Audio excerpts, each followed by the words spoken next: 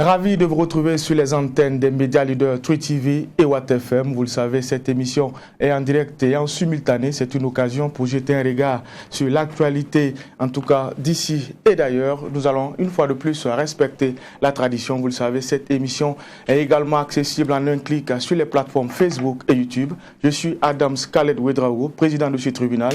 Et pour cette cinquième et dernière convocation de la semaine, j'ai avec moi sur ce plateau les juges au siège, Bernard Bougma, Geoffroy Vara. Bonjour et bienvenue. Bonjour, Président Ouedraogo. Bonjour, juge Vara. Bonjour, Madame, Monsieur. Bonjour, juge Bougma. Bonjour, Président. Bonjour, auditeurs et téléspectateurs.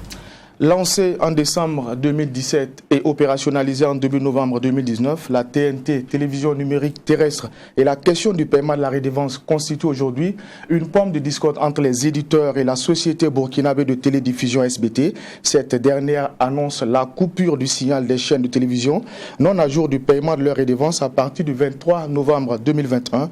Un peu plus de 88 millions de francs CFA, c'est le montant que doit payer chaque éditeur par an pour rester sur le multiplex. La question est convoquée pour cette présente émission et nous avons à la barre ce matin Issoufou Sarré. Bonjour et bienvenue. Bonjour, Monsieur le Président. Je rappelle que vous êtes le président de l'Union burkinabé des éditeurs de services de télévision UBS TV. Nous aurons également pour cette émission Charlemagne Abissi qui va nous rejoindre bientôt. Il est également membre de la structure, mais avant, nous allons ouvrir la première fenêtre de cette émission, les avant-propos.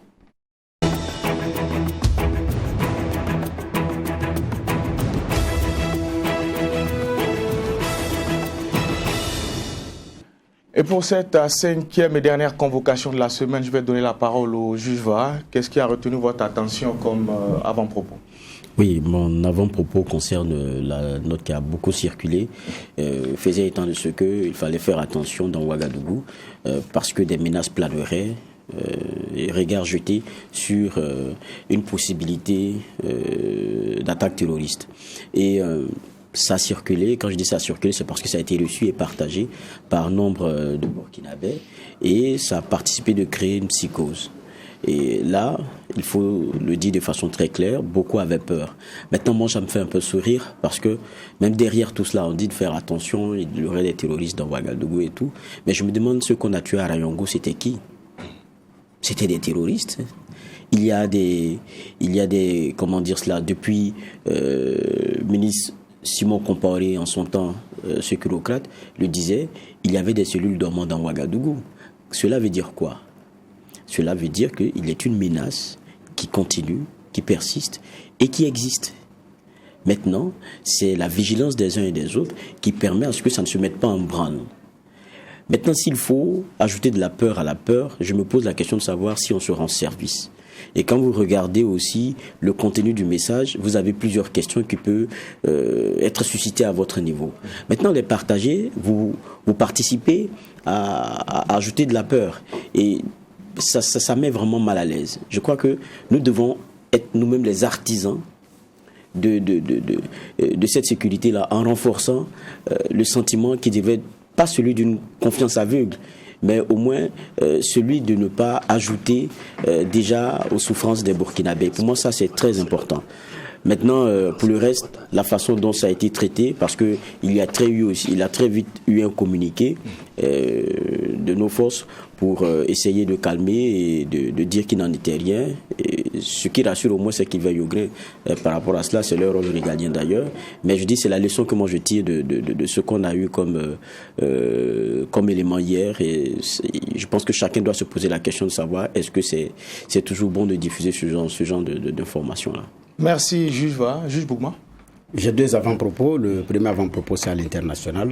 Les États-Unis qui sanctionnent le Mali, l'Éthiopie et puis la Guinée. Donc les deux premiers, c'est compte tenu de ce qui s'est passé et des coups d'État consécutifs. Même si le premier, pour le Mali, il avait été dit que c'est un départ, une démission assistée. Bon, voilà.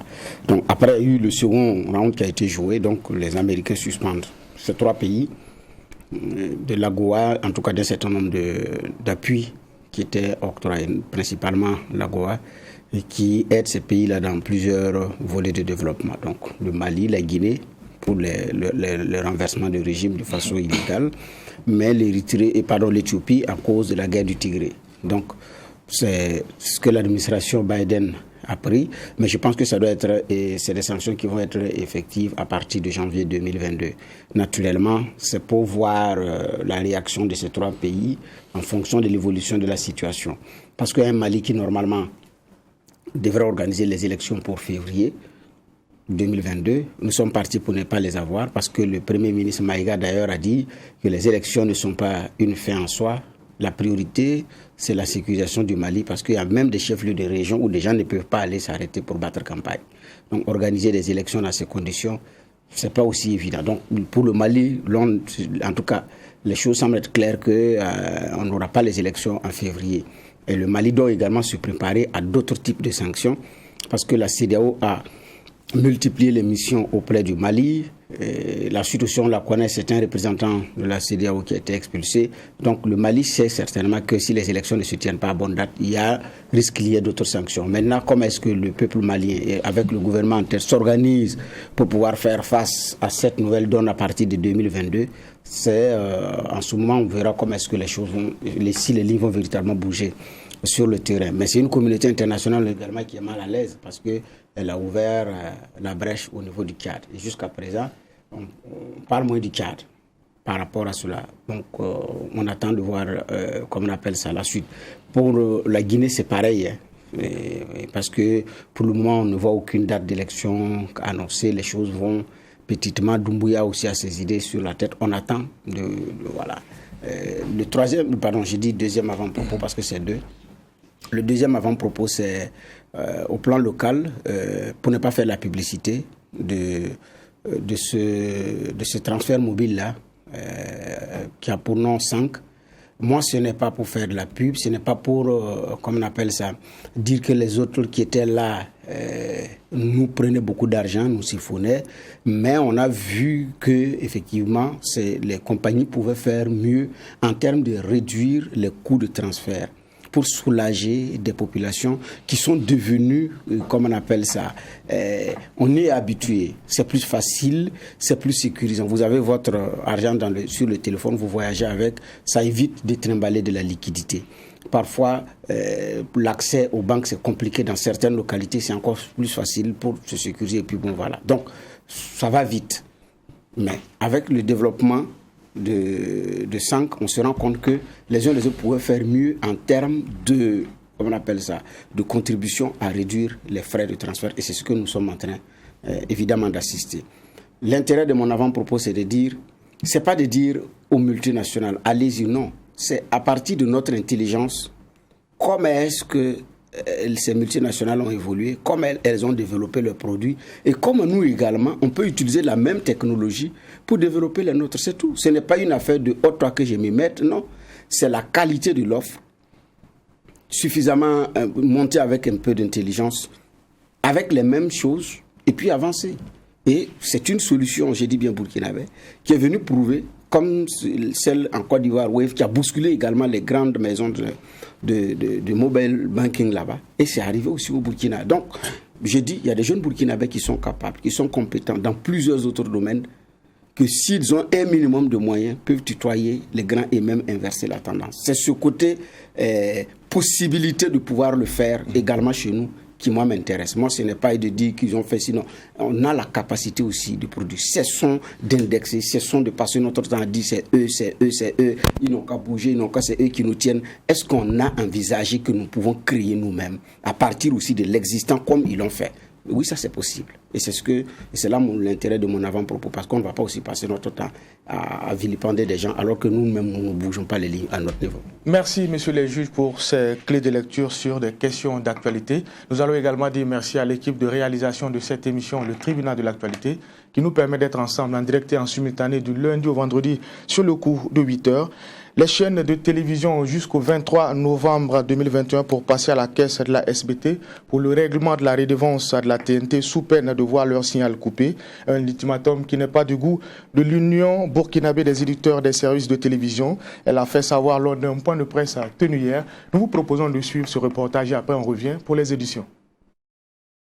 Alors qu'ils sont en plein pourparlers pour une réduction du coût de la redevance TNT, télévision numérique terrestre, les médias présents sur le multiplex sont menacés de suspension par la société burkinabé de télévision SBT. 3 semaines, c'est le délai qui a été donné aux chaînes de télévision burkinabé pour se mettre à jour en s'acquittant de la redevance, dont le montant est de 88 500 000 par an, toutes taxes comprises. Les membres de l'Union burkinabé des éditeurs privés de services de télévision UBS TV ne l'entendent pas de cette oreille. Les éditeurs de services de télévision que nous sommes ne refusons pas de payer. Nous sommes d'accord qu'il faut payer parce que nous faisons partie des bénéficiaires du projet de la TNT. Toutefois, nous disons qu'il faut trouver un montant qui soit conforme aux réalités de notre marché. Vous n'êtes pas sans savoir que le marché de la publicité au Burkina est un marché très étriqué. Pour comparaison, je vous disais tout à l'heure, le marché de la Côte d'Ivoire, ce n'est pas moins de 11 milliards pour 5 chaînes de télévision. Le marché du Burkina, c'est moins de 4 milliards pour 17 chaînes de télévision. Allez-y voir. Et qu'on le veuille ou non, aujourd'hui, nos chaînes de télévision sont de facto en compétition avec les chaînes de télévision étrangères. En lieu et place de 88 500 000 TTC, les patrons de médias proposent la somme de 36 millions de francs CFA par an pour la diffusion nationale sur la TNT. Selon eux, le principal concurrent de la TNT sur le sol burkinabé est encore moins cher malgré son large périmètre de couverture. Quand vous regardez Canal+, couvre le territoire national. Canal+ couvre l'Afrique. Canal+ couvre une partie de l'Europe. Et si vous commencez, vous n'avez rien avec Canal+, vous payez 3 millions, maximum 3 millions 500 par mois. Voilà. Par mois. Donc ça va tourner dans l'ordre des trentaines de millions, ça ne vaut pas 40 millions. Pour quelqu'un qui couvre l'Afrique et une partie de l'Europe. Contre la SBT qui couvre rien que le territoire national. Selon l'Union burkinabé des éditeurs privés de services de télévision, tous les bénéficiaires des avantages de la TNT devraient contribuer financièrement pour la rendre économiquement viable. Il s'agit entre autres des chaînes de télévision, des compagnies de téléphonie mobile, des compagnies aériennes et des téléspectateurs. À en croire les conférenciers du jour, les téléspectateurs pourraient souscrire à un abonnement mensuel d'au moins 500 francs CFA. Ce reportage de Fatima Tanikema nous plonge au cœur du sujet convoqué pour la présente émission. Et je l'ai dit en début d'émission, nous avons à la barre ce matin Issoufou Sarré, il est le président de l'Union burkinabé des éditeurs de services de télévision UBS TV. Nous avons également sur ce plateau Charlemagne Abissi, membre de la structure.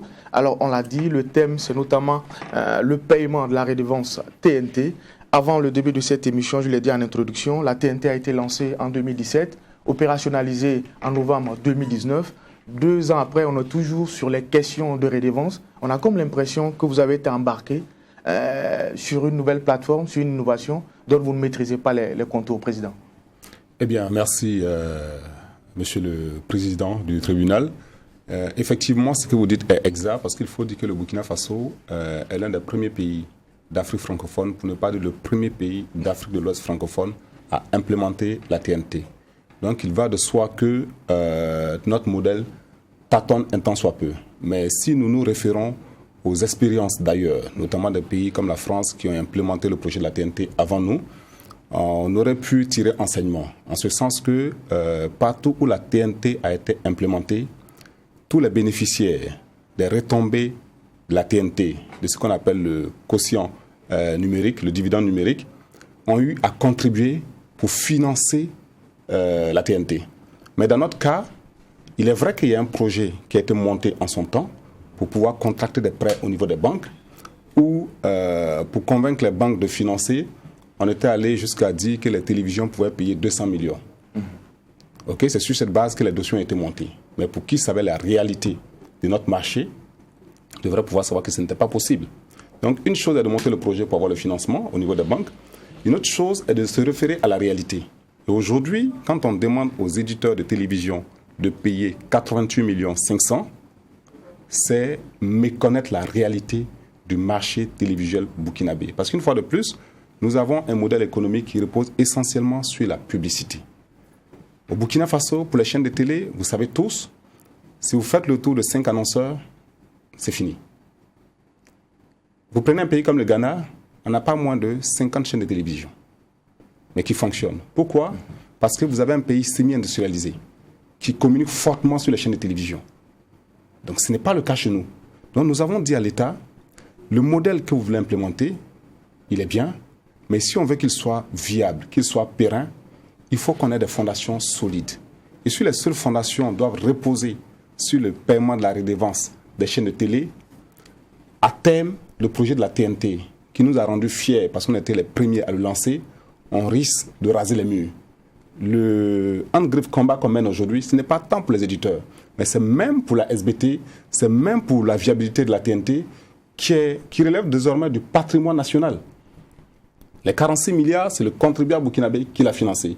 Donc il faut qu'on trouve les solutions pour qu'il soit périn. Et à ce niveau, quand on dit aujourd'hui aux téléspectateurs de contribuer ne serait-ce que de 500 francs, on ne leur dirait même pas que c'est pour le bouquet, mais c'est leur rapport pour abonder au contenu national. Quand je dis contenu national, aujourd'hui, pas mal de Burkinabés ont la fierté de dire on voit True TV sur Canal, à l'extérieur, les gens sont fiers qu'il y ait des émissions de qualité, Burkina Info, BF1, Savane, ainsi de suite. Mais tout ça, il faut avoir les ressources pour pouvoir produire du contenu de qualité. Parce que si nous n'avons pas ces ressources, ce sont les chaînes transnationales qui prendront le dessus. Et à un moment donné, on peut avoir 20 chaînes de télé, mais nos téléspectateurs sont ailleurs. Et ailleurs, ça veut dire qu'ils sont soumis au dictat d'une autre culture. On pourrait avoir en ce moment une diversité de chaînes de télé, mais qui ne serait pas suivie parce qu'on n'a pas suffisamment de ressources, de moyens pour produire des programmes de qualité. Je vais m'arrêter là dans un premier temps. D'accord. Alors, vous l'avez dit, la SBT, plus qu'une entreprise, est aujourd'hui un patrimoine national. On connaît aussi ce qu'apporte la TNT pour les télévisions. On parle de meilleure qualité d'image, on parle de meilleure qualité de son. Mais la question qui se pose aujourd'hui, qui est à l'initiative de la SBT, est-ce que vous, en tant que bénéficiaire, vous avez été demandeur, est-ce que vous avez initié justement ce projet-là ? Bien sûr que non. C'est un projet, on va dire, universel, mondial, donc qui est né d'une volonté, enfin, je ne peux pas dire concrètement qu'est-ce qu'il y avait derrière, mais je pense qu'il y avait des intérêts économiques derrière. Voilà, donc au niveau mondial. Non, on se comprend bien. Président Sarré l'a dit, nous sommes dans une dynamique mondiale, mais le Burkina a été un pionnier dans cette affaire-là. Certainement qu'il y a eu des volontés, certainement que vous, en tant que bénéficiaire, vous avez peut-être poussé pour qu'on aille vers cette voie-là. C'est la question que je pose. Mais nous avons trouvé beaucoup d'intérêt justement à aller vers la TNT, pour des raisons techniques, pour des raisons de gestion au quotidien. Mais le vrai problème s'est posé lorsqu'il a fallu donc décider de combien ça va nous coûter. Depuis le début des négociations, nous avons toujours posé le problème. À quelle sauce, entre guillemets, nous allons manger ? On nous a dit, attendez, qu'on finisse. Et un beau matin, on se retrouve avec cette facture de 75 millions.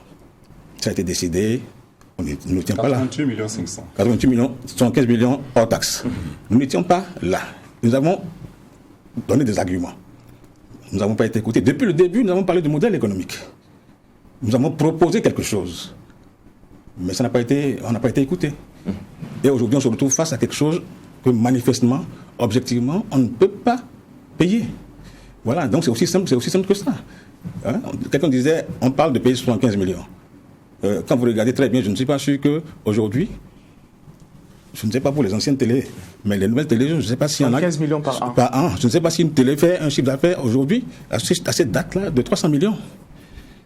300 millions, si vous enlevez les charges fixes, je ne sais pas où vous allez trouver 75 millions pour payer. Donc c'est une question très concrète, voilà, dans laquelle nous sommes, parce que nous avons un environnement qui ne s'y prête pas.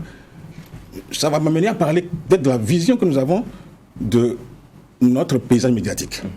Quelle vision nous avons, notamment au niveau de l'audiovisuel ? Aujourd'hui, on donne des fréquences à tout va. Okay?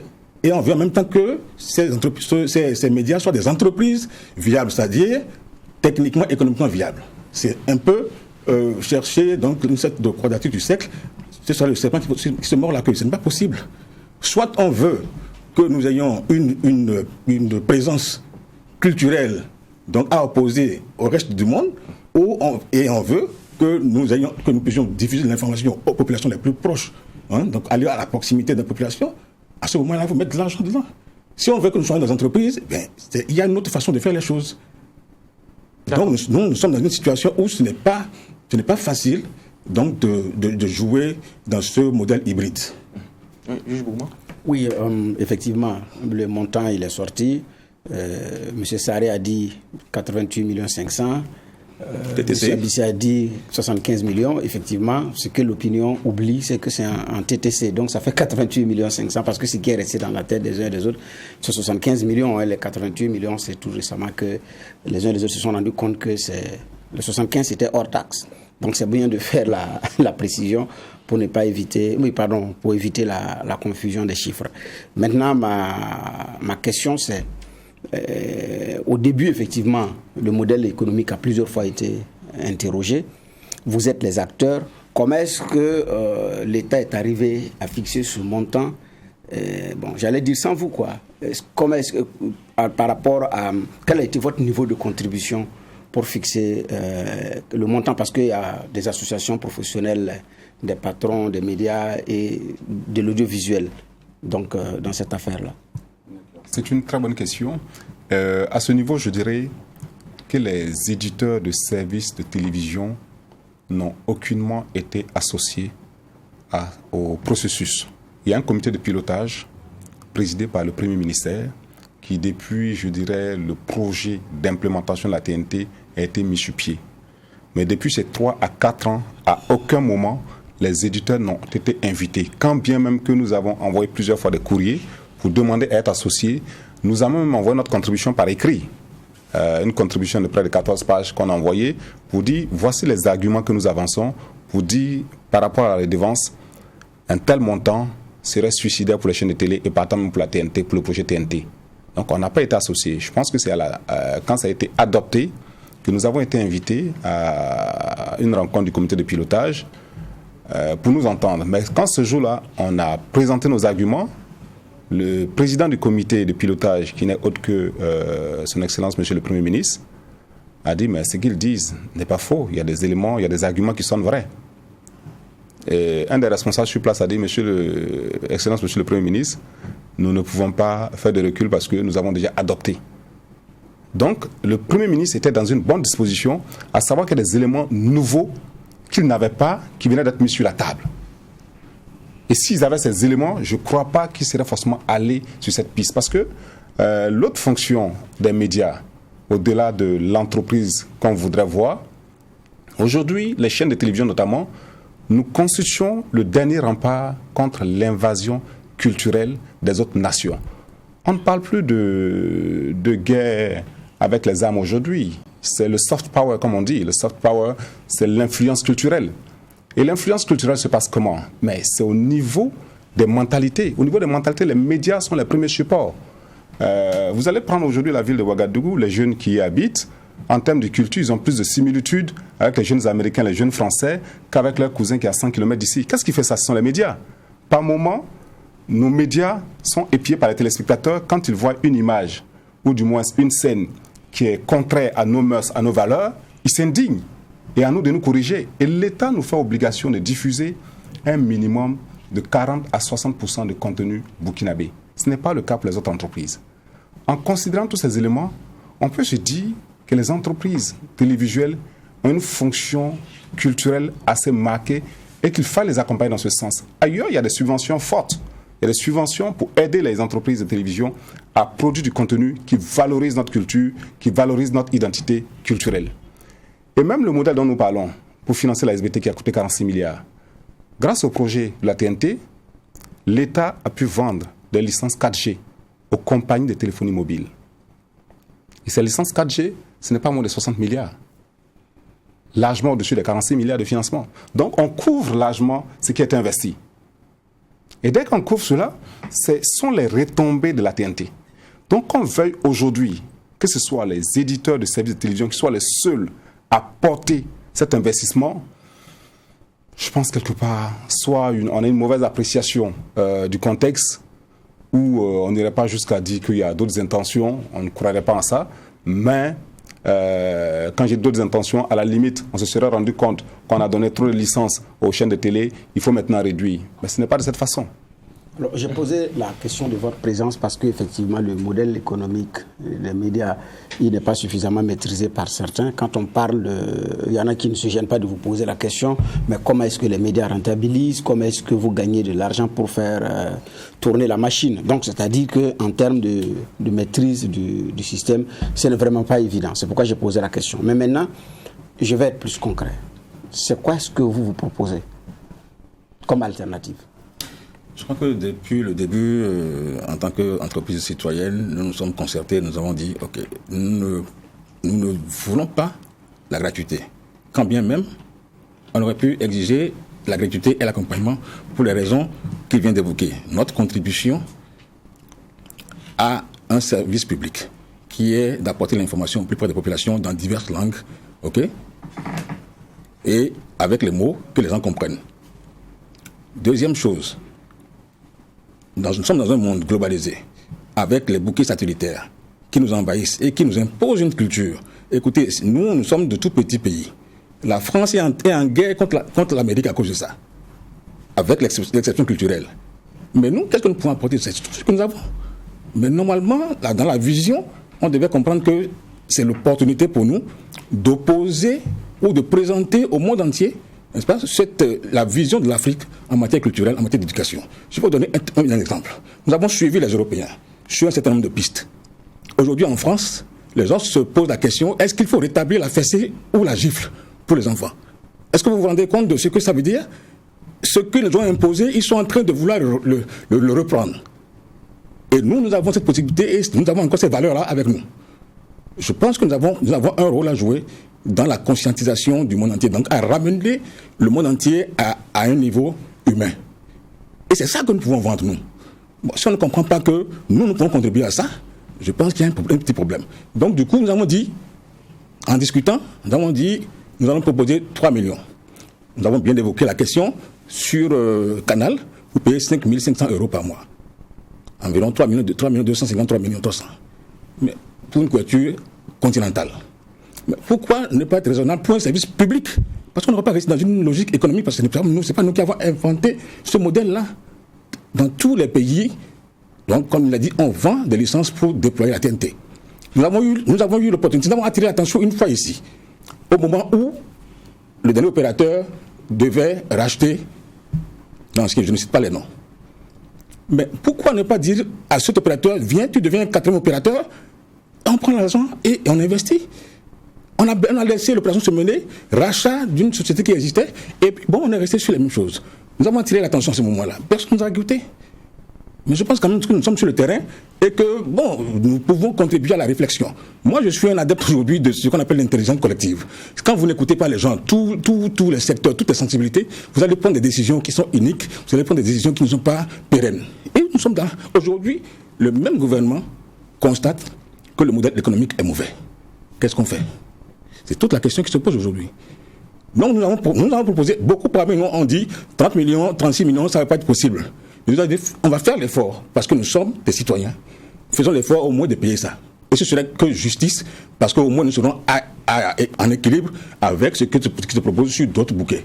Voilà ce qui s'est passé. Okay. On ne nous a pas écouté. Je vois aujourd'hui que les éditeurs ruent dans les brancards, mais pour le citoyen lambda qui nous regarde, il s'est dit, mais c'est quoi le débat qui commence aujourd'hui? Parce que pour beaucoup, ils ne savaient même pas qu'il y avait un problème. Et qu'on daigne dire que, bon, bientôt, il se pourrait même que certaines chaînes soient coupées et tout. Il y a beaucoup qui la prennent avec votre point de presse. Alors que, quelque temps avant, ce que rappelle la SBT, c'est ce que vous devez. Vous dites, non, ce que nous devons, il faut qu'on restructure. Mais j'ai l'impression que le débat, il est... Et peut-être qu'on ne le comprend pas, peut-être expliquez-nous un peu plus de façon plus intéressante. Moi, je vais utiliser une parabole. Vous devez à quelqu'un, lorsqu'on vient vous donner l'injonction de payer, vous voulez qu'on restructure la dette. Le débat n'est plus à ce niveau. C'est maintenant la question de l'échelonnement de la façon dont est-ce que vous devrez payer. Et je pense que dans le message même de la SBT, ça a été ça. Ils attendent que des engagements soient pris. Ils disent qu'il y a 4 chaînes qui se sont acquittés de leurs engagements. Il y en a 3 qui disent-ils, en tout cas ont pris des engagements, donc sont dans la ligne. Et il y en a qui n'ont même pas répondu. Quand on vous écoute, c'est comme si ça vient de vous tomber sur la tête aujourd'hui et maintenant. depuis quand est-ce que vous saviez que vous deviez payer? Et quand on entend la SBT, ils disent pour 2020, vous avez eu 50% d'exonération au regard du contexte, donc vous le saviez. 2021, il se retrouve à un taux de recouvrement qui est moins intéressant que celui de 2020. C'est-à-dire, maintenant qu'on demande de payer, vous vous fâchez, vous dites, on n'est pas d'accord avec ce qu'on devait. Okay. Qu'est-ce qui se passe? Alors, je vais. Il faut. Vous dites qu'on est dans un tribunal, on jure de dire toute la vérité et rien que la vérité. Dites-nous la vérité. Nous allons dire notre vérité. En 2020, on nous avait demandé donc de signer des conventions. D'accord. Nous sommes réunis, nous avons dit, lorsque juridiquement vous signez une convention, vous êtes liés. Parce que nous étions depuis le début sur le débat du montant à réviser. Et justement, avant les élections, on avait commencé ce débat. Et on nous a dit, non, bon, si vous voulez qu'on discute, signez d'abord la convention. Et ça a été le piège. C'est sur ça aujourd'hui, puisque sinon nous ne voulons pas signer. Parce que quand vous signez quelque chose, c'est que vous êtes dans une dynamique donc, et nous avons cru naïvement que justement nous étions avec des personnes qui voulaient échanger donc, et avoir donc, une projection de discussion avec nous. Et nous avons signé. Oui. Quand vous signez, il y avait déjà le montant. Mais vous regardez le contexte dans lequel nous sommes. Lorsque des autorités vous disent, commençons d'abord par ça. Soyez donc, on va dire, des interlocuteurs légaux de la SBT.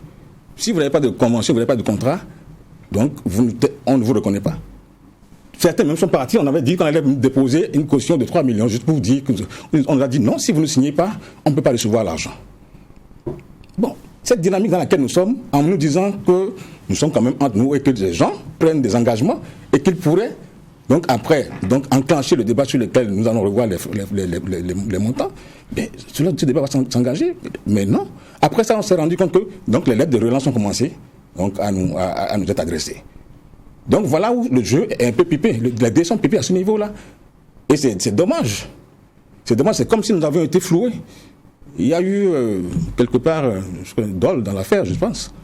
À ce niveau, ce que je vais ajouter, c'est qu'effectivement, depuis tout ce temps, nous continuons les plaidoyers auprès de qui de droit pour nous faire entendre, en se disant qu'effectivement, parce qu'à un moment donné, on s'est rendu compte qu'en face, ils ont compris que le modèle économique n'allait pas tenir. La preuve, au dernier Conseil des ministres, il y a un rapport qui a demandé à ce que le modèle économique soit révisé. Donc aujourd'hui, nos autorités, le ministère de la Communication, a compris la nécessité de changer de modèle économique.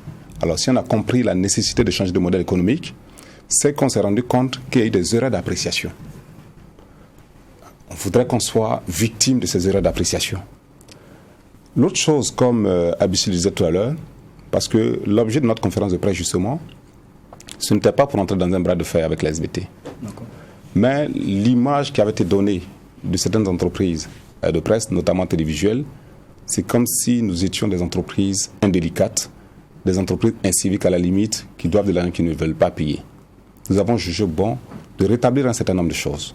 Non, le projet TNT, le projet de la SBT, nous sommes des bénéficiaires et nous tenons à ce que ce projet-là soit viable, mais qu'il soit viable de façon pérenne. Vous savez, en Tunisie, ils ont implémenté le projet. Au bout d'une année, il y a eu coupure du signal. À un moment, ils ont dû revenir sur la table pour discuter, changer et trouver le modèle économique qui sied. On n'est pas les seuls à être confrontés à la situation.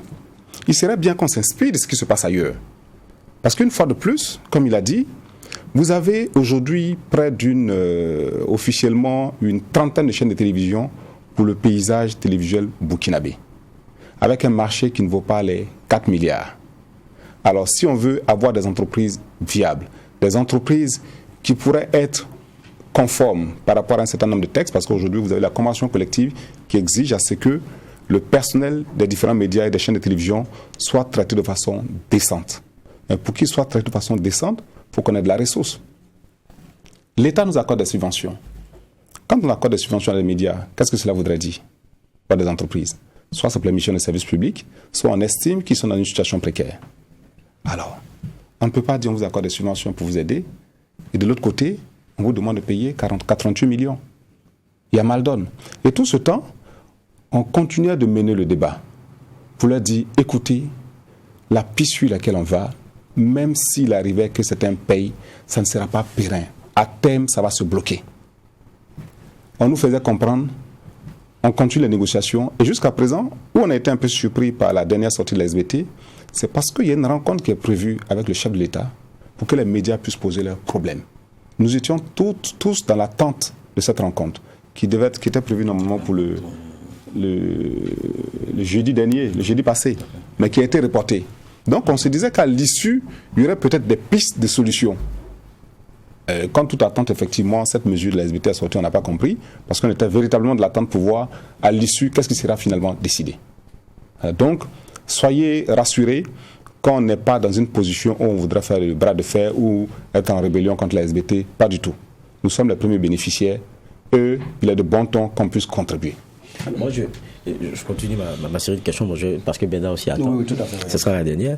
Moi, quand je regarde tout à l'heure, vous reveniez beaucoup sur la vocation des médias. On sait qu'elle est pluridimensionnelle, on sait la contribution à différents niveaux sur notre identité et sur le socle qu'on veut construire pour le Burkina. Et évidemment, le média, il y travaille et il y contribue de façon forte, mais il n'en demeure pas moins que c'est un domaine de l'entrepreneuriat, donc c'est un domaine dans lequel on se fait du chiffre. Et c'est là où on tente aussi de l'État de ponctionner, parce qu'à un moment donné, un État aussi sa vie à partir de celui qui ajoute de la valeur et qui est ponctionné par rapport à cela. Vous dites le modèle économique aujourd'hui, vous trouvez qu'il n'est pas celui qui sied.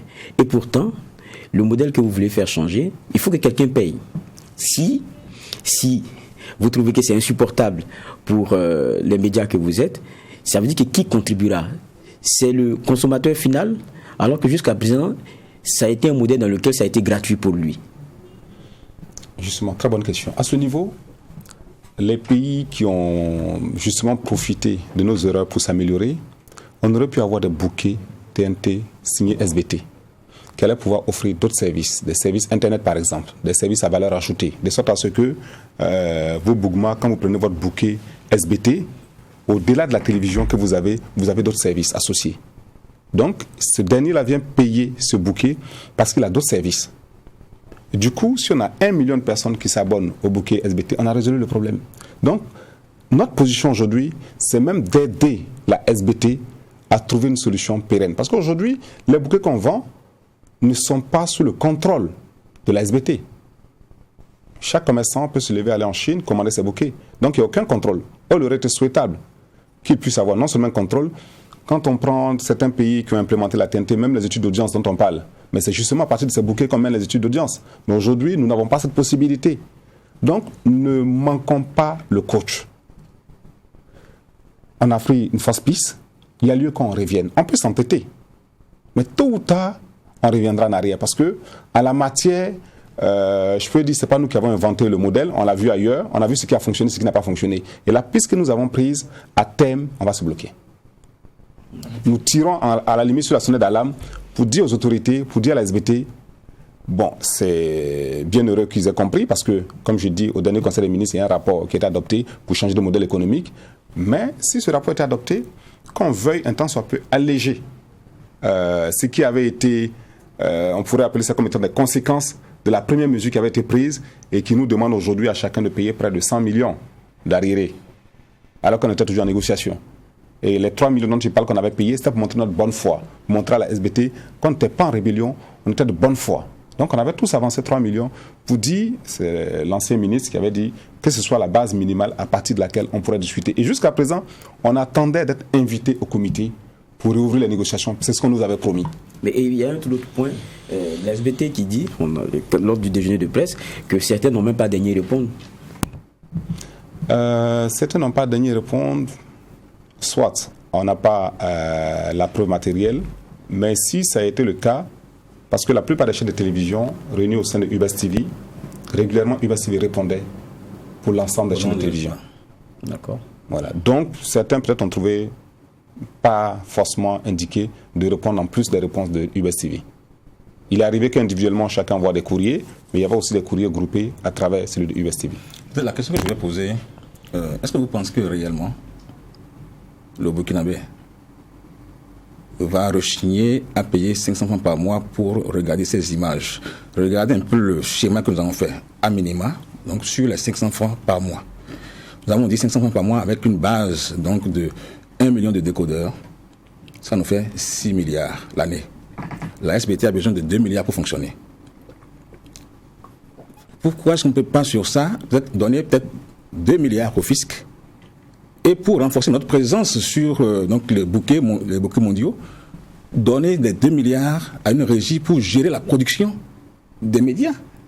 Qu'est-ce que nous voulons? En fait, c'est ça la question. Qu'est-ce que nous voulons? Est-ce que nous croyons vraiment que nous avons quelque chose à jouer comme rôle dans cette colonisation culturelle qui est en train de... Peut-être aussi que la SBT se dit que vous gagnez nettement plus, parce que quand vous regardez, quand vous mettez en rapport avec les besoins de la SBT, c'est 1,47 milliard qu'ils demandent ils demandent en termes de contribution pour les médias que vous êtes. Ça ne prend même pas en compte l'entièreté de leurs besoins. Écoutez, c'est très simple. Est-ce qu'ils ne se disent pas que ça marche un peu plus que vous voulez? C'est très simple. C'est très simple. L'État a donc les impôts qui peuvent savoir quel est le chiffre d'affaires réel.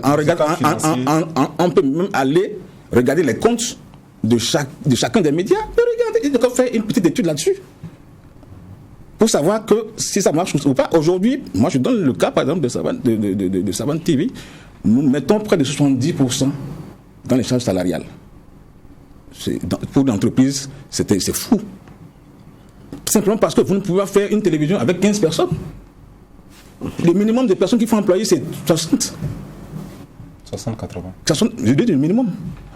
60 personnes. Mais ça ne représente rien pour les uns et les autres. Je ne sais pas si ce n'est pas une contribution. Nous payons malgré tout quelque chose aux impôts, à travers non seulement la collecte de la TVA, à travers donc les différents impôts que nous payons. Je ne sais pas qu'est-ce qu'on veut. Si on pense que nous gagnons beaucoup d'argent, mais qu'on nous le démontre. Qu'on nous le démontre. Juge Bourma. Oui, en fait, moi, ma question, c'est l'intérêt. Vous avez parlé de 500. Je crois comprendre que vous avez proposé que le consommateur casque 500 francs par mois pour souscrire un bouquet, c'est ça? Non, à ce niveau, c'est une piste possible. Okay. Quand bien même que, si on veut être fondamentaliste, déjà sur nos factures de la Sonabel, on a la taxe télé, la taxe de développement du secteur audiovisuel. Oui. Mais il suffit qu'on prélève quelque chose sur cette taxe, on a résolu le problème. Parce que quand on imposait cette taxe télé, on avait jugé utile justement que le secteur audiovisuel, qui serait le véhicule de notre identité culturelle, aussi bien au niveau national qu'international, soit soutenu. Mais aujourd'hui, il y a peut-être lieu de donner du sens à cette taxe. Et pour ce qui nous revient, même si on prélève ne serait-ce que 10% de cette taxe, ça suffit largement pour financer la SBT. Mais les autres pays s'en sortent comment à partir de nos erreurs?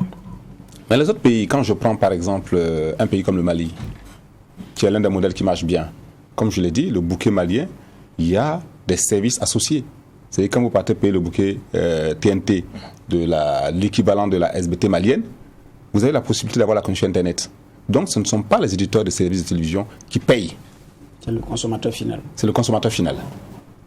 Et également, peut-être là-bas, ils ont la chance de mettre ensemble et ministère de la Communication et ministère de l'Économie numérique, ce qui n'est pas le cas chez nous, parce que la plus grosse part, la part la plus juteuse de l'implémentation du projet de la TNT, c'est les licences 4G, qui sont à 60-80 milliards.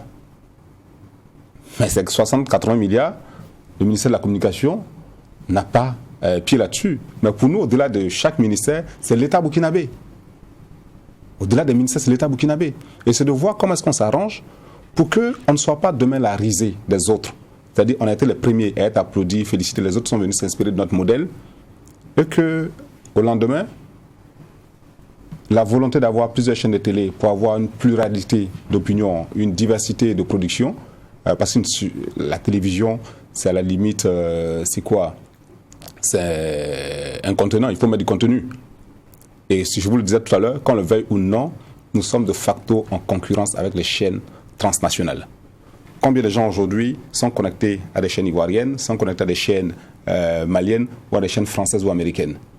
Mais qu'est-ce que nous on fait pour avoir, à la limite, si vous n'avez pas de beau décor, au-delà de la télévision, c'est le pays qu'on voit. À un moment donné, notre État juge au FESPACO, pas ce dernier FESPACO, l'avant-dernier, le président de la République a remis 1 milliard pour la production, pour qu'on puisse être représenté au FESPACO. Mais nous participons de la même mission. les chaînes de télévision relèvent de ce qu'on appelle les industries culturelles et créatives. Et à ce titre, nous participons à forger les mentalités, à imposer l'identité culturelle burkinabé. Vous savez, je vais vous dire une chose. Il y a une étude d'audience qui a été menée. Un pays comme le Gabon, la première chaîne gabonaise la plus suivie, c'est la première chaîne locale gabonaise la plus suivie, arrive en 10e position des préférences gabonaises. Toutes les autres chaînes, jusqu'au 9, sont des chaînes étrangères. Ça veut dire qu'il y a une menace réelle que demain, on a des Burkinabés qui soient en grosse partie connectés à des chaînes autres que Burkinabé. D'accord. Alors, Monsieur Sarré, c'est vrai, vous êtes sur ce plateau au nom de UBS TV, mais derrière chaque membre se cache, je dirais, une entreprise de presse. C'est un milieu concurrentiel. Est-ce que vous avez la garantie que vous parlez d'une même voix? Avoir la garantie qu'on parle d'une même voix, au jour d'aujourd'hui, je dirais oui. C'est vrai qu'en notre sein, il y a des débats également. Il y a des débats en notre sein parce que nous disons à certains membres, écoutez, étant donné qu'il y a la couverture nationale et la couverture régionale, si tu n'as pas les moyens pour la couverture nationale, va sur la couverture régionale. Ce débat se mène à notre niveau. OK? Donc, au stade d'aujourd'hui, on ne peut pas savoir véritablement les intentions profondes des uns des autres, mais il y a une plateforme minimale sur laquelle nous nous retrouvons. D'accord. Oui, et le régulateur dans tout ça, parce qu'à un moment donné, vous avez sollicité d'ailleurs le Conseil supérieur de la communication dans ce dossier. Que dit le régulateur? Parce que l'avantage aussi du régulateur, c'est d'avoir des gens qui ont pratiqué le métier, qui y sont. Nous avons une rencontre aujourd'hui à 10h avec le régulateur justement pour échanger sur la question. Mais l'une des erreurs justement qui a été commise et qui pourrait relever du régulateur, vous prenez l'équivalent du CSC au Maroc, ils ont un département en charge des études de marché. Donc avant d'attribuer une licence à un média, radio ou chaîne de télévision, on a étudié le marché, on a vu son business plan et on s'est rendu compte qu'effectivement il y avait de la place. Mais dans notre cas, comme il a dit, on a accordé les licences à tout va. Aujourd'hui, vous prenez le marché des radios, ça a été tiré par le bas parce que on a accordé les licences à tout va. C'est pareil pour la télévision. On risque d'ici là d'avoir des télés ou à la limite qui vont exister de non. Parce qu'on serait sur un marché tellement faible que ces chaînes de télévision ne parviennent pas à mobiliser un tant soit peu le minimum, soit vont mal payer le personnel ou vont produire des contenus pas de qualité, des contenus médiocres. Voilà. Donc avec le régulateur, on en a une rencontre tout à l'heure pour justement échanger. Alors peut-être pour être extrémiste, si aujourd'hui les débats n'évoluent pas, est-ce qu'on peut envisager le départ aujourd'hui des membres de UBS TV, du multiplex TNT? À ce niveau, comme je l'ai dit à la conférence de presse hier, nous sommes convaincus que d'ici le 23, une solution sera trouvée. D'autant plus que ni la SBT, ni les éditeurs que nous sommes, ni l'État burkinabé n'avons intérêt à ce que le signal des chaînes de télévision soit coupé. Donc je suis convaincu que d'ici le 23, une solution sera trouvée. Ce n'est pas la réponse à la question. Est-ce que cette option est envisagée? Oui, mais écoutez, s'il n'y a pas de écoutez, c'est simple. Si nous avons avancé nos arguments, nous avons vraiment, merci pour le plateau que vous nous offrez, nous avons cette fois-ci présenté nos arguments. Si ce n'est toujours pas suffisant, mais j'estime que c'est parce qu'il y a eu quelques approches donc, auprès de certaines personnes qui avaient pris cette décision, qu'on est en train de vouloir remettre en cause le modèle économique. Alors, si avec ça, d'ici le 23, si les choses ne s'accélèrent pas, bon, si vous ne pouvez pas payer, ça veut dire qu'on va vous retirer. Ce n'est pas nous qui décidons de nous retirer. On va nous couper le signal. À quoi servirait-il de couper un signal sur un multiplex et n'en garder que 2 ou 3? Quelle image on est en train donc de véhiculer du Burkina Faso en termes politiques, en termes culturels et tout ça. Donc chacun doit voir à son niveau quel est l'impact que ça peut causer. Nous ne disons pas que nous ne pouvons pas payer. Et nous allons revenir sur la question aujourd'hui. Pourquoi est-ce que nous parlons aujourd'hui? Depuis le début, notre combat a été donc le modèle économique et notamment donc la contestation donc des 75 millions hors taxes, donc 88 millions 500 TTC. Et dans toutes les discussions, nous avons toujours été constants sur notre position. Aujourd'hui, on veut nous faire supporter des arriérés sur des choses que nous n'avions pas acceptées au départ. OK? Donc je pense que si on reconnaît aujourd'hui que le modèle n'était pas bon, donc que nous avions raison, je crois que la meilleure des choses, la plus juste, équitable, c'est de dire, effectivement, ils avaient raison. Donc, on passe, on efface l'ardoise, on recommence, on discute rapidement pour trouver la solution. Donc, on fait une proposition. Allons-y sur les 36 millions et vous allez voir si les gens ne vont pas payer. D'accord. Alors nous sommes à en gros 2 minutes de la fin de cette émission. Nous allons permettre à chaque juge de donner son regard sur ce qu'on a eu comme argument par rapport à ce débat-là sur le paiement des redevances TNT. On commence avec le juge Bougma. Bon, c'est aussi le modèle économique des médias. Je pense que tout tourne autour de ça. Tout tourne autour du modèle économique des médias. J'ai dit, il faut rencontrer des personnalités qui sont à un certain niveau, même dans le domaine des affaires, qui demandent comment est-ce que les médias marchent, est-ce qu'il y a de l'argent à prendre là-bas, donc c'est-à-dire qu'il y a un univers qui n'est pas suffisamment maîtrisé. Ça, c'est la première réalité. L'autre réalité, c'est qu'on a accordé effectivement les autorisations des radios, télé à tout va. Alors, sans véritable étude de marché pour dire c'est possible, ce n'est pas possible, parce qu'il y a la question aussi de la viabilité derrière. Ça, nous, on l'a fait. Donc, c'est l'autre réalité. Maintenant, on fait supporter un produit final aux fabricants, pas aux consommateurs. Parce que je paye ma télé, j'ai accès à la télé gratuitement, et puis c'est bon pour moi. Ce que j'ai fait, c'est juste payer un poste téléviseur. Pour accéder au bouquet, c'est quelqu'un qui paye pour que moi je regarde. Donc, c'est comme ça, moi, je résume la chose. Mais le modèle économique, comme ils l'ont dit, effectivement, j'ai lu le dernier conseil des ministres qui en parle. Donc, c'est d'avoir le courage de revoir, j'ai dit bien, un modèle économique qui soit viable à terme. Donc, je pense que c'est beaucoup plus sur cela. Mais sur la question de la convention dont vous vous sentez floué, c'était la condition également pour aller à la négociation quand vous avez sollicité le CSC. Donc, c'était aussi la condition que le CSC avait posée pour que vous puissiez aller au débat. Donc, vous y êtes allé. Maintenant, bon, en face, vous dites que vous vous sentez floué. Bon, il y a un CSC. C'est pourquoi j'ai demandé le rôle du régulateur dans cette affaire-là. Maintenant, bon, c'est un bras de fer entre griffes qui est engagé et on attendra l'issue. Sinon, la réalité, c'est que les télévisions sont aussi le relais de notre culture. Et ça, c'est une réalité. Juge Va. Oui, quand on regarde, au fond, ce qui me fait sourire un peu, c'est qu'il y a un débat qu'on aurait dû avoir avant qu'on a maintenant. Je crois que c'est ce dans quoi on est aujourd'hui. C'est dit, n'avoir pas accepté d'associer les acteurs premiers du système auquel ça va s'appliquer pour en prendre en compte les préoccupations. C'est ce que ça donne aujourd'hui. Maintenant, il y a aussi le caractère frileux d'une partie de se dire, est-ce que le consommateur qui, depuis longtemps, a eu accès gratuitement à quelque chose, acceptera de payer? Mais vous savez, le pas de payer se fait relativement aux besoins que vous avez. Si vous avez besoin de regarder, vous allez payer, c'est une réalité.